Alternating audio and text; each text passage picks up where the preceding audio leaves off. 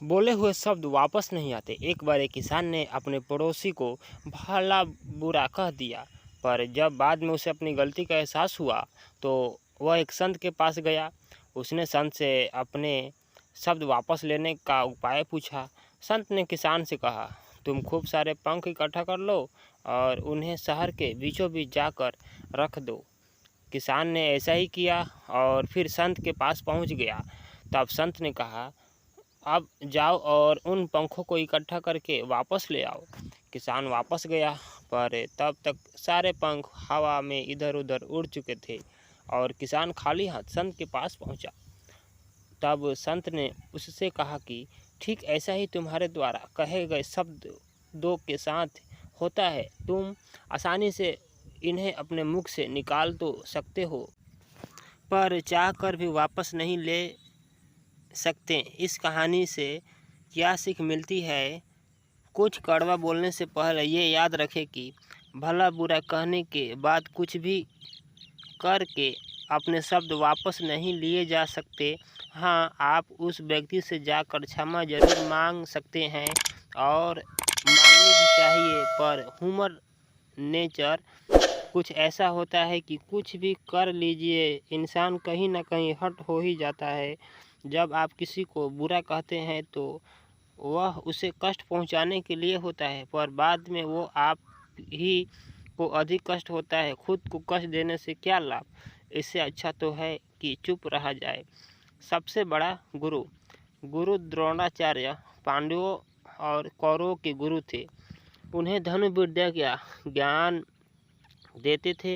एक दिन एकलव्य, जो कि एक गरीब शूद्र परिवार से थे, द्रोणाचार्य के पास गए और बोले कि गुरुदेव, मुझे भी धनुर्विद्या का ज्ञान प्राप्त करना है।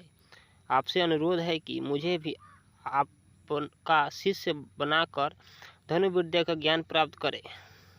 किंतु द्रोणाचार्य ने एकलव्य को अपनी व्यवस्था बताई और कहा कि वे किसी और गुरु से शिक्षा प्राप्त कर ले। यह सुनकर एकलव्य वहां से चले गए।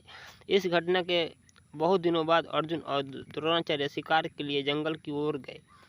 उनके साथ एक कुत्ता भी गया हुआ था। कुत्ता अचानक से दौड़ते हुए एक जगह पर जाकर भौंकने लगा। वह काफ़ी देर तक भौंकता रहा और फिर अचानक ही भौंकना बंद कर दिया।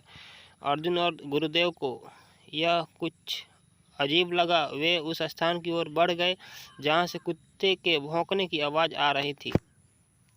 उन्होंने वहां आकर जो देखा, एक अविश्वसनीय घटना थी। किसी ने कुत्ते को बिना चोट पहुंचाए उसका मुंह तीरों के माध्यम से बंद कर दिया था और वह चाह कर भी नहीं भौंक सकता था।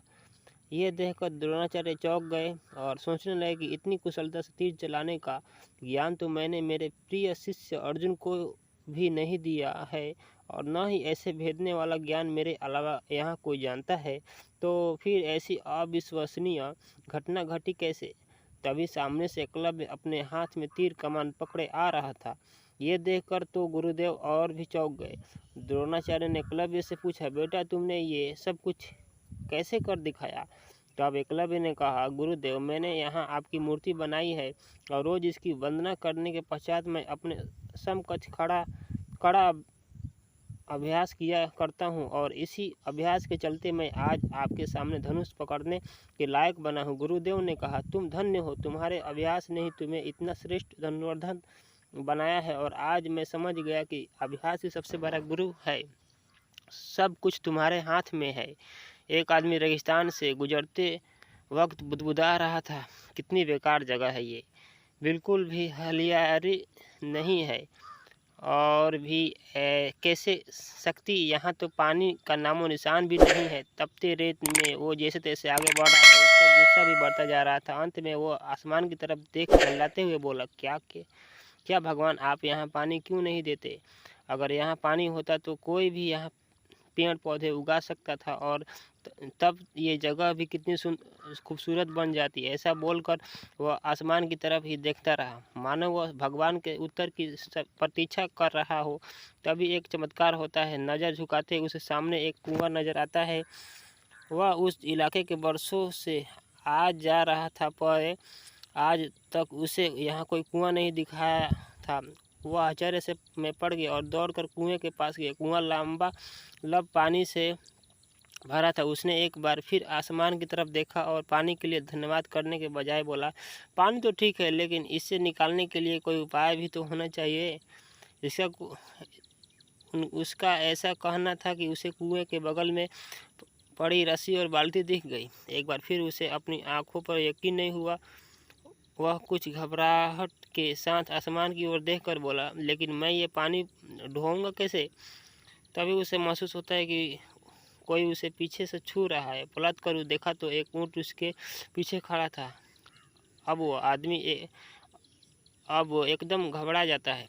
उसे लगता है कि कहीं वो रेगिस्तान में हरियाली लाने के काम में ना फंस जाए, और इस बार वो आसमान की तरफ देखे बिना तेज कदमों से आगे बढ़ने लगता है।